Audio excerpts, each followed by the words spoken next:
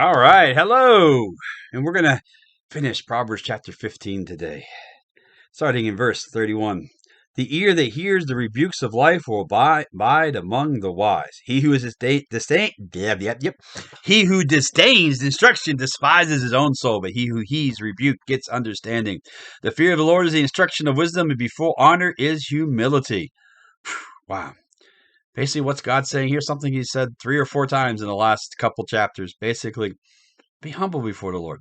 Accept when he rebukes you. He's not rebuking you because he hates you. He's rebuking you because he sees you going off the cliff and saying, "Stop! Stop! Let me help you. That's bad. Let me show you what's good. Let me help you here." And we get our pride. Now, correction is when we're just doing something dumb. Rebuke is when our pride gets in the way and we're just running headlong at full speed. That's when God has to rebuke us because correction is not enough because we ain't listening. It's kind of rebuke us when we're going, "I don't care, God." And God says, "Okay, fine. I got to do something big time." You don't want God to have to do in your life. No, he does that because he loves you. He doesn't do it because he wants to punish you. No, he never wants to do that. He does not. People say, God's a punishing God. No, he doesn't anybody to help. You got help because you make a choice. But he says, I want to help you get to the right place. Because we need to stay in instruction, and God gives you all kinds of instruction. Everything you need to know is in this book. There's nothing in here that can't apply to a situation in your life. And God has it there. And he despises his own soul, saying, yeah, okay, God created us. God created the whole world. God knows everything that's going on. Why would you despise the correction that God can give you? Why despise the instruction that God has?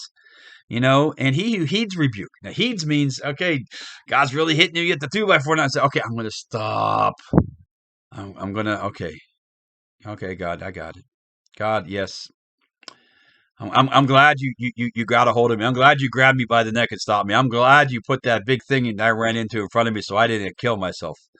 Not kill yourself. So maybe not physically. Sometimes that could be the case. People trying to commit suicide. But you could kill your job. You could kill your family. You could kill your reputation. We can kill ourselves over and over again because oh man, I can't believe it. I ruined my life. God doesn't want you to ruin life. He wants your life to be amazing. And sometimes we will ruin it. But God says, you know what? There's hope. I'm there for you to give you hope at all times because I love you so very much. And wisdom is, hey, be what the last thing he says, and before honor is humility. Humbleness, meaning, okay, God, not me, but you. God, not me, but others. And God says, I lift up those who humble themselves. And here's the thing. We can try to lift ourselves up. When we do that, it doesn't always go well. When I was in college, I went with this story today about how you get lifted up. Try to do it your own or try and let someone else do it. We were playing soccer and we were a Division III school, University of Valley Forge, and we were playing a Division I school in Villanova. We weren't playing the guys, we were playing the girls. The two coaches were friends and we were having a scrimmage together. And so we're playing the game and we know we're playing the girls and they're all scholarship girls. We're non-scholarship people, Division III, and it was pretty even match. We were up, I think, 2-0 at the time, and but the girls are playing hard and giving us a run for our money. And in the middle of a game, sometimes you get a little how could you say? You kind of lose track of what's going on. The game becomes the game. And we were in the box, in this box. If you don't know soccer, there's a box in front of the goal. It's 18-yard box. And so we had a corner kick, and they were kicking the ball in. And what you want to do is you want to get high enough to get your head on the ball or something on the ball to deflect it towards the goal. And one of the things that we learned to do in that is to get an advantage. Sometimes you would push off of other people to get a little bit higher up. And when you're in the crowd of people, it's hard for the ref to see everything. You just kind of give a little push and get yourself up a little bit higher. Well, we were playing the girls' team, and we were aggressive, and I was a freshman, and I wanted to press the coach. And I was like, the ball's coming. I want to do everything I can to get to that ball. And so I pushed off the player in front of me. Forgot she was a girl, and I pushed off of her chest, and I got up and hit the ball, came back down, and she slugged me one across the face. She was a girl, but she had a good right hook, and I'm like, "What'd I do?" And she's like, "Don't you dare try." I'm like, and then I realized what I did.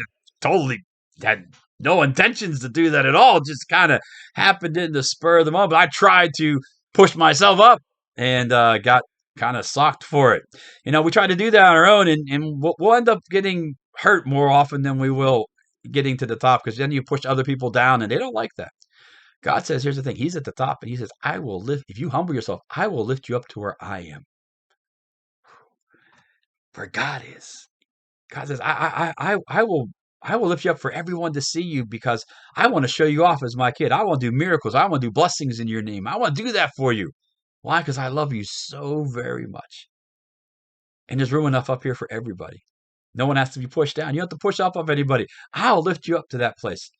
All you got to do is choose to humble yourself. Wow. So here, you want God to lift you up. Stop complaining. Stop going, God, I wish it. Say, God, what do you want me to do today? God, my life's not mine, it's yours. What do you want to have happen? And when that happens, guess what? Great things can happen, and God will lift you up. And when God lifts you up, no one can pull you back down. Okay? It's an awesome feeling. I hope you have a great day. Have a great weekend. Hope to see you at church on Sunday. We start a brand new series this summer called Summer Baggage. We're going to have a great time. And remember, as always, that Jesus loves you. I love you, and you're absolutely awesome.